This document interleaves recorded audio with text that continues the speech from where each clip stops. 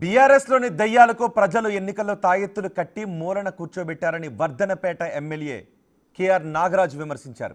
ఇన్ని రోజులు సీసాబుడ్డీలు ఎత్తుకొని తిరిగిన కవిత ఇప్పుడు జాగృతి పేరుతో డ్రామాలు మొదలుపెట్టిందంటూ ఘాటుగా విమర్శించారు. ఫామ్ హౌస్కి పరిమితమై ప్రజలను పట్టించుకునే వాళ్ళు జాతిపిత ఎలా అవుతాడు అని కేసీఆర్పై ఫైర్ అయ్యారు.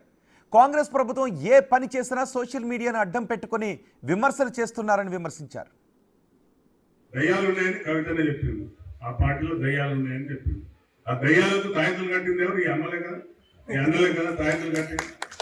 తాయెత్తులు కడితేనే కదా దయ్యాలు భూతాలు పారిపోయి. ఆ దయ్యాలకు సరైన బుద్ధి చెప్పింది అమ్మలు తాయెత్తులు కట్టించి. ఎంతసేపు మా కుటుంబం మా అయ్యకు నోటీసులు ఇస్తారా?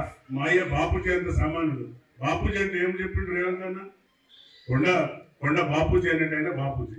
ఆయన మొత్తం ఆయన ఇల్లు, ఆయన యొక్క ఆస్తులన్నీ కూడా తెలంగాణ కోసం ఆయన దారదత్తం చేసింది. బాపూజీ అంటే మహాత్మా గాంధీ. బట్టలు లేకుండా, ఒంటి వస్త్రాలు లేకుండా కొట్లాడినాడు బాపూజీ. ఈ బాపూజీ పాముల్లో పట్టుకొని 24/7 తాకుండా, ప్రజలకు కలవకుండా, నాయకులకు కలవకుండా ఉన్న ఆయన బాపూజీ అట. కవితమ్మ ఒక నోటీస్ చేయగానే మా అయ్యకు నోటీస్ ఇస్తారా అని డంకాలు కొడుతుంది. ఇన్ని రోజులు సీసకుంటే ఎత్తుకొని తిరిగింది. ఇప్పుడు మళ్ళీ నేను ఉద్యమకారిని, నేను ఇప్పుడు మళ్ళీ తెలంగాణ జాగృతి పెట్టి మళ్ళీ అందరినీ జాగృతి చేస్తారట. ఇప్పుడు మన వాళ్ళు జాగృతి ఉన్నారు. మా సోదరులందరూ, మా చెల్లెళ్ళందరూ కూడా జాగృతియే కదా మేము తన్ని ధర్మిండ్రు. తెలంగాణ 10 ఏళ్ళు